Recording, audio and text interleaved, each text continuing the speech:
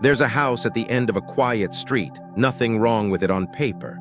But people walk past faster. Delivery drivers leave packages at the gate. Neighbors glance, then look away. No one says it aloud, but something about the place feels off, like the house is holding its breath. Inside, a family is doing what they can. The husband picks up odd jobs, some months busy, others silent. The wife sells handmade crafts online, lovely, thoughtful, but barely noticed. Their kids cough through winter. Light bulbs work, but the house still feels dim. The walls are fine, the roof mostly holds, and yet the space feels like it's slowly folding inward. Until one quiet morning, she moves 3 things, that's it. One old toad figurine placed in a dusty corner, a string of coins hung inside the front door, a tiny bamboo plant set on the windowsill where morning light almost never reached. Nothing flashy, nothing expensive. But what happened next wasn't subtle. Job offers, orders from nowhere, sleep returned, plants bloomed, something shifted, not just in the house, but in the way it breathed. So here's the question, what if your space is stuck? Not because it's broken, but because you've stopped listening. This isn't a story about decorating. It's about recognizing when your home, quietly, gently, is asking you to move something, maybe just one thing. Part 1, small signs that whisper louder over time sometimes. What drains you isn't the big crisis, it's the quiet erosion of energy you can't name. You get through the day, go through the motions, but something inside feels heavier. You've cleaned the house, you've lit candles, you've organized drawers, and still there's a strange weight in the air, as if the walls are tired too. The house isn't haunted. It's not broken, but it feels like it's waiting for something to change. You don't talk about it with anyone. It seems too small to mention, but your sleep isn't restful. You find yourself staring at one spot in the living room, not even knowing why. The hallway feels colder than the rest of the house, though the thermostat says everything's fine. That plant by the window, no matter how often you water it, keeps turning yellow. The front door sticks a little. The mirror in the hallway catches you at angles that feel off. These aren't problems you'd call a contractor for, but they gather slowly, quietly, like dust behind a bookshelf. And over time, they start to shift how you feel in your own home. You catch yourself feeling frustrated in rooms you used to enjoy, or you stop spending time in them altogether. You eat dinner in silence. You stop opening the windows because it doesn't seem to make a difference. Maybe the kids argue more often. Maybe you've started avoiding the kitchen, even though you used to love cooking. It's not dramatic. It's not a breakdown. It's a slow retreat. And what no one tells you is this: your home mirrors you, but it also affects you back. The energy in your space doesn't just reflect your state of mind, it reinforces it. And that's why these small signs matter, because they don't come all at once. They slip in gently under the radar. The laundry that never quite gets folded. The burned-out light bulb you keep forgetting to replace. The pile of unopened mail. The candle you haven't lit in months. These aren't failures, they are signals. They're your space trying to get your attention, trying to say something is stuck here, something wants to move. And here's the hardest part to admit, especially for women who have carried households, careers, grief, caregiving, and joy all at once. You've learned to tolerate too much. You've learned to put off what drains you because it's not that bad. But in doing so, you've also quieted your sensitivity to the environment around you. You stopped hearing the signals. You stopped trusting your inner off switch that used to be so sharp. The space around you isn't just where you live, it's where you store memory, emotion, identity. That chair no one ever sits in might hold more than dust. It might hold a version of you that hasn't moved in years. That corner in the hallway where the light never hits might be reflecting a feeling you haven't let yourself name. We're told to declutter, to repaint, to renovate. But what we really need, what actually changes something, is noticing again, feeling again, and allowing yourself to believe that one tiny change might ripple further than you expect. So if you've been feeling stuck, flat, tired in a way sleep doesn't fix, it may not be you. It may be the space around you holding energy that's no longer serving who you are now. Your home is a living container of who you've been, but it doesn't have to trap you there. It can evolve with you, if you let it, and that starts by listening to the smallest signals. The things you've been walking past every day without seeing. That one drawer that always jams, the pile of to sort later. The dusty corner behind the couch, these are not chores, these are invitations. They're not shameful, they are sacred. Because when you choose to move one small thing, just one, you are saying to the energy around you, I'm ready for something to shift. I may not have all the answers, but I'm willing to start. And sometimes that's all it takes. Not a full makeover, not a deep clean, just one movement, one object, one corner, one breath of fresh air. The shift begins when you believe it's possible, even if you don't see results yet, even if no one else understands why that chair had to go or why the mirror had to move. You're not decorating, you're reclaiming, you're saying this space is still alive, and so am I. Part 2, 3 ordinary items that quietly unlock the flow. No one expects a shift to begin with a toad. Especially not one made of bronze, missing a shine, sitting quietly on a low shelf. It's not beautiful, it doesn't sparkle. And yet something about its placement, facing inward, never outward, begins to change the way the house feels, not in a loud way, in a subtle, settling way. Like when you adjust a picture frame and suddenly the wall feels balanced again. This little toad isn't magic, it's just deliberate, a symbol placed with intention.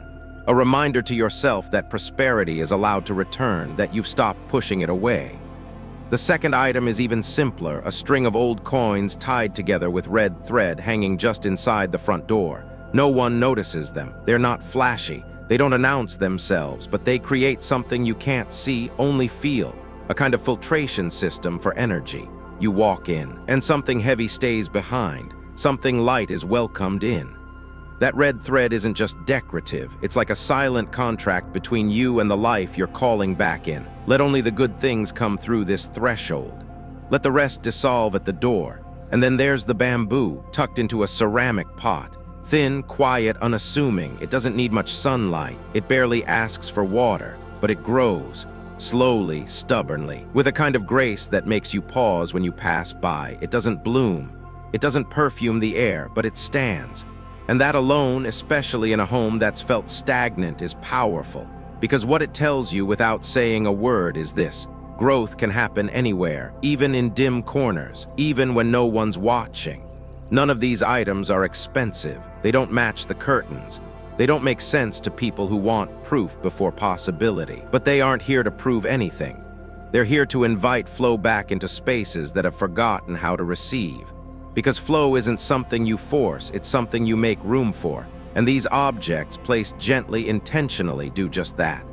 They open small doors, quiet ones, but enough to change the entire atmosphere of a home that's been holding its breath. The shift doesn't happen all at once. There's no drum roll, no confetti, just a sudden lightness in the air, a warmer tone in someone's voice, a call that finally comes, a night without waking.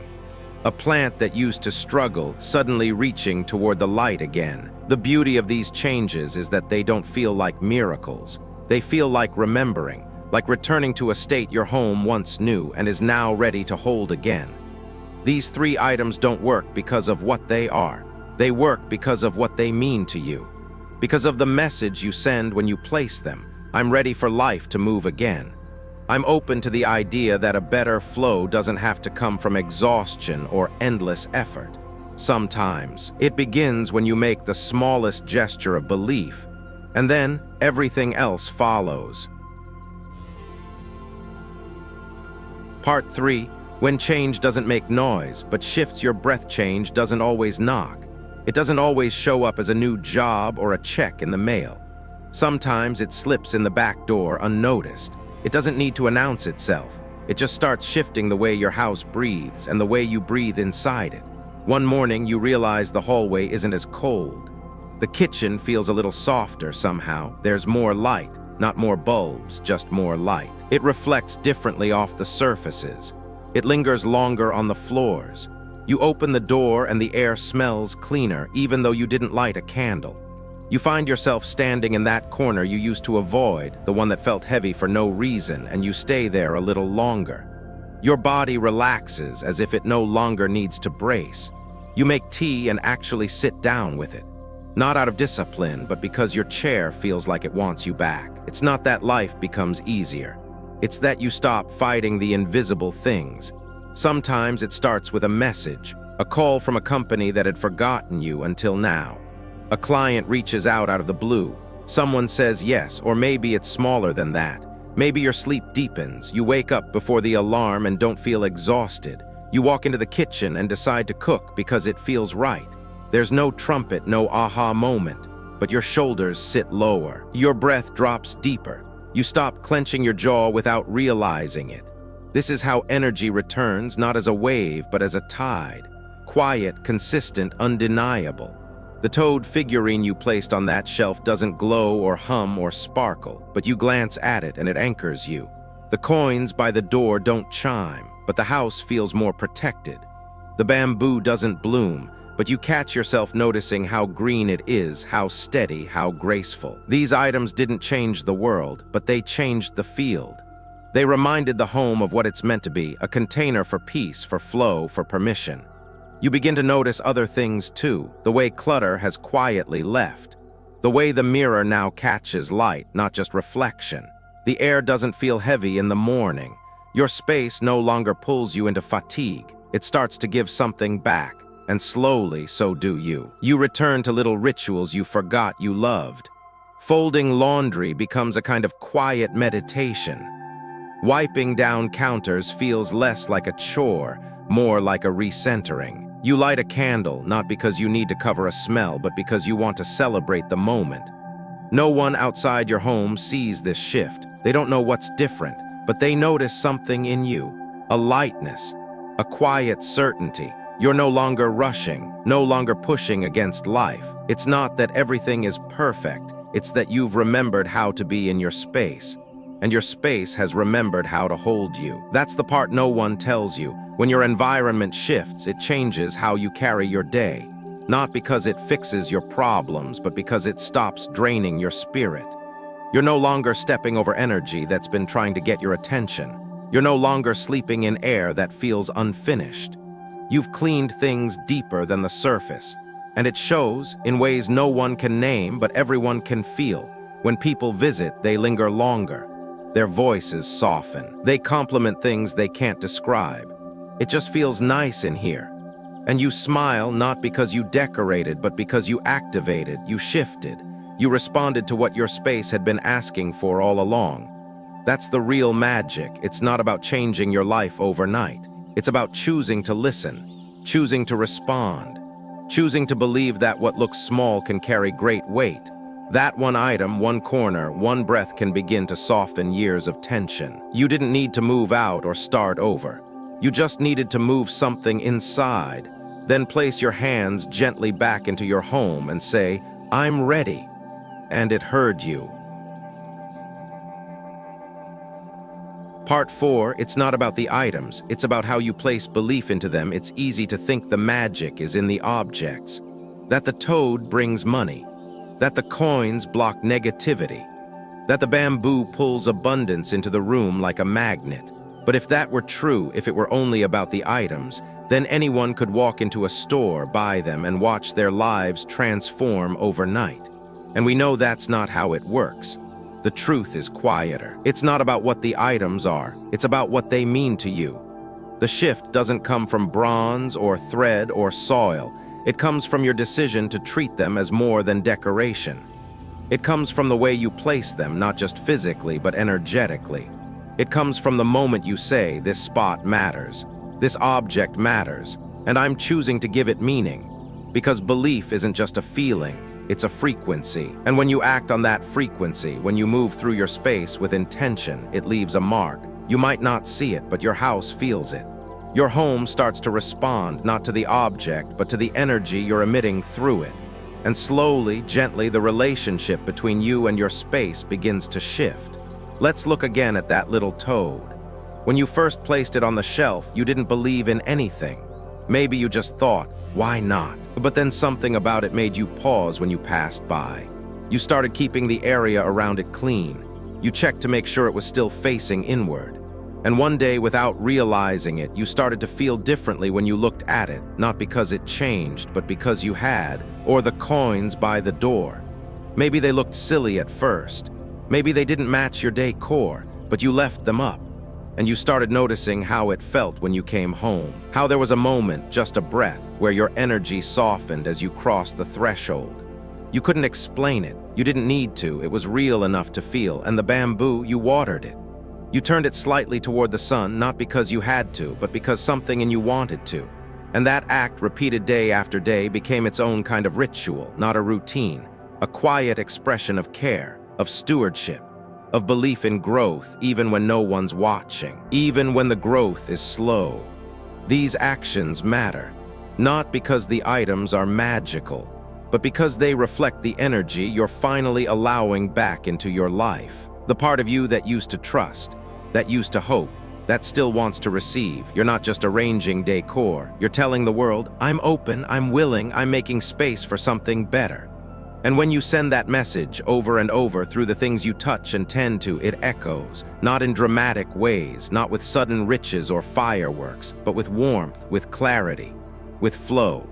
You start making better choices, not because of willpower, but because your energy isn't blocked anymore. You start attracting more ease, more harmony, not because of luck, but because your frequency has shifted. And all of that began with how you chose to relate to an object that most people would overlook. That's the key. These objects only hold power because you decide they do, and that's not superstition. That's intention. That's reclaiming your relationship with your space, your energy, your belief in quiet transformation. You don't have to explain this to anyone. You don't have to justify why you moved the chair or lit the candle or rearranged the shelf. You just have to feel it, to notice how your body responds, to witness how your mood lightens, to see how even the smallest shift done with presence can begin a wave of change. So no, it's not about the toad or the coins or the plant. It's about you. About the moment you decided to stop waiting for things to get better and instead made the first move. With your hands, with your breath, with your belief. That's where everything begins. Part 5. What is your house trying to tell you that you've been pretending not to hear? Your home speaks, not in language, but in texture, in weight, in the way you feel when you cross the threshold. It doesn't need words to tell you what's wrong. It shows you in dust that always returns to the same corner, in drawers that stick, in rooms that feel cold no matter the season. The signs are there. They've always been there, but we learn to tune them out, to walk past, to call them just clutter or just stress. But your house remembers, even when you forget. The front door that creaks a little too loudly isn't just wood and hinges. It's asking, why haven't you opened me fully in weeks? The pile of unread mail, it's whispering, what are you avoiding? The broken lamp in the corner, why are you still holding onto something that no longer lights you up? These are not just messes or chores, they are mirrors. They are conversations you've been postponing with yourself. And yet you manage, you function, you tell yourself you're fine because life goes on, because dinner needs to be made, because laundry never stops. But just because something works doesn't mean it's well. Just because a house is standing doesn't mean it's supporting you. The truth is, most of us are living in spaces that reflect who we used to be, not who we're becoming. And the longer we ignore that dissonance, the heavier everything feels. You start avoiding certain rooms without realizing why. You feel tension in places that should bring ease. You get irritable in the kitchen, unfocused at your desk, exhausted in your own bed. You declutter and nothing shifts. You paint the walls and still feel stuck. That's because it's not about the stuff. It's about the energy that's embedded in the layout, the objects, the corners. Energy doesn't lie. It accumulates, and it begins to shape your behavior, your patterns, your state of mind. So ask yourself, what have you stopped noticing? What have you made normal even though it drains you? Maybe it's that shoe rack blocking the front door, subtly stopping new energy from coming in. Maybe it's the mirror in your bedroom reflecting chaos instead of calm. Maybe it's the plant you promised you'd repot, still sitting in the same cracked container. These aren't flaws, they are messages. Your house is trying to get your attention, not to shame you, but to support you. It wants to breathe with you again. There's a reason certain places feel off, even when everything looks fine. There's a reason we say it just feels heavy in here. We're not imagining it. We're sensing an imbalance, a pause in flow, and the longer we ignore it, the more it seeps into our daily lives, into our sleep, our conversations, our sense of possibility. But the beautiful thing about energy is it can move. It wants to move, and it often only needs a small invitation. Start by noticing, not fixing, not judging, just noticing. Walk through your space like a guest. Ask, what room do I avoid and why? Where does light not reach? What object do I see every day that no longer feels like mine? These are not design questions. These are invitations for alignment, for reconnection, for release. Maybe your home is asking you to let go of a chair that holds too much memory, of a corner that needs clearing, of a color that no longer reflects who you are. Or maybe it's simply asking to be seen again, not as a backdrop, but as a co-creator in your life. Your space wants to support you, but it can't if it's still carrying weight you're no longer meant to hold. You don't need a remodel. You don't need to start over. Sometimes the most profound shift begins when you look at your house and ask, with tenderness, what are you trying to tell me that I've been pretending not to hear? And then you listen. You pick one thing, you move it, clean it, bless it, release it. Not because it's a task on a to-do list, but because it's the start of a conversation you're finally ready to have. And when you do, your home responds. The air feels different. The silence feels warmer. You stop avoiding that hallway. You linger longer in your favorite chair. You breathe deeper in your own presence. That's not coincidence. That's resonance. Your home, once muted, is speaking with you again. And for the first time in a long time, you're listening. So what does it all come down to? Not luck, not superstition, not rearranging your furniture on a whim. It comes down to awareness, to energy, to the invisible language your home speaks, one that you've always understood, even if you haven't always listened. Every home holds memory. Every corner reflects a choice. And every object you place, every space you avoid, every drawer you never open, these aren't accidents. They're patterns. They're energy loops. And they can either hold you back or help you rise. We often think change needs to be big to matter, but science tells us otherwise. Small shifts, repeated with intention, change neural pathways, reshape habits, and rewire emotional response. The same is true of your environment. Your brain and your body are constantly scanning your surroundings for safety, alignment, cues of comfort or threat. And when your home is filled with stuck, heavy, outdated energy, even if everything looks fine, your nervous system knows. It tightens, it holds back, it says not yet. But when you begin to make even one change, even a symbolic one, your system pays attention. It says, maybe now. Maybe we're ready. That's not mystical. That's biology. That's self-regulation. That's the real science of why energy matters in your home, not because of the object itself, but because of the intention it represents, and the safety it begins to restore. You don't need to believe in toads or coins or lucky plants. You just need to believe that you are sensitive to your surroundings, that you deserve to feel ease in your own space, and that something as simple as placing an object with care or removing one that no longer fits can signal something far deeper: readiness, openness, permission. So today, maybe don't clean the whole house. Maybe don't declutter everything. Maybe just pause. Choose one small corner, one quiet object, and ask softly, do you still belong here? And if not, bless it and let it go, or reposition it, or dust around it with tenderness. Whatever the gesture, let it be sacred. Let it be the first ripple. Because in the end, this isn't about design. It's about returning home, to your space, yes, but more importantly, to yourself. To the version of you who is no longer pretending not to feel, who is no longer waiting for permission to shift, who knows deep down that when energy moves, everything else begins to move with it. And maybe, just maybe, that's how transformation begins.